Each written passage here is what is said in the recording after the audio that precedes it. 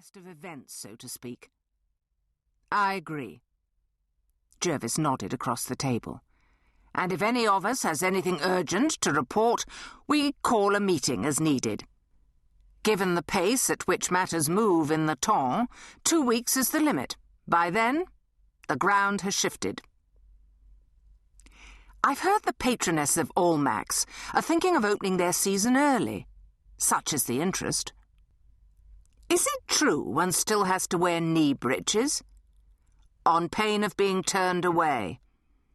Christian raised his brows, although I've yet to ascertain just why that would be painful. The others laughed.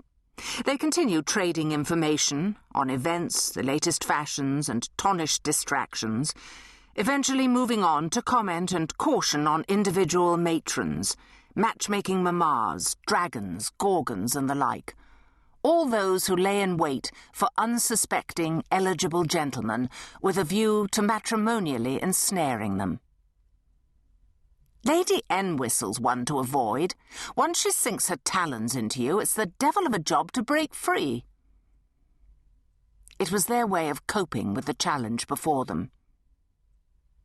They'd all spent the last decade or more in the service of His Majesty's government as agents, acting in an unofficial capacity scattered throughout France and neighbouring states, collecting information on enemy troops, ships, provisions and strategies. They'd all reported to DL, a spy master who lurked, a spider in the centre of his web buried in the depths of Whitehall.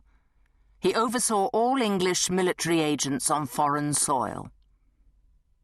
They'd been exceedingly good at their jobs, witness the fact they were all still alive. But now the war was over, and civilian life had caught up with them. Each had inherited wealth, title, and properties. All were well born, yet their natural social circle, the haut ton, the gilded circle to which their births gave entree and in which their titles, properties, and the attendant responsibilities made participation obligatory, was an arena of operations largely unknown to them. Yet in gathering information, evaluating it, exploiting it, in that they were experts. So they'd established the Bastion Club to facilitate mutual support for their individual campaigns. As Charles had described it with typical dramatic flair, the club was their secured base from which each would infiltrate the temps, identify the lady he wanted as his wife, and then storm the enemy's position and capture her.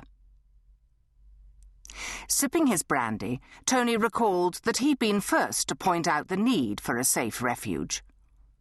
With a French mother and French godmother intent on encouraging any and all comers to bat their lashes at him, both ladies were aware such a tactic was guaranteed to make him take the matter of finding a wife into his own hands without delay. It had been he who had sounded the warning. The temps was not safe for such as they. Set on in the gentlemen's clubs, hounded by fond papas as well as gimlet-eyed matrons, all but buried beneath the avalanche of invitations that daily arrived at their doors, life in the temps, as an unmarried, wealthy, titled, eminently eligible gentleman, was these days fraught with danger. Too many had fallen on the battlefields of the peninsula, and more recently at Waterloo. They, the survivors, were marked men. They were outnumbered, but they'd be damned if they be outgunned. They were experts in battle, in tactics and strategy. They weren't about to be taken. If they had any say in it, they would do the taking.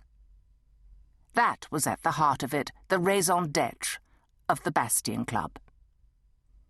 Anything more? Christian glanced around the table. All shook their heads. They drained their glasses.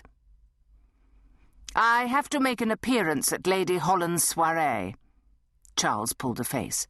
I gather she feels she lent Trentham a helping hand and now wants to try her luck with me. Jervis raised his brows. And you're giving her the chance? On his feet, Charles met his gaze.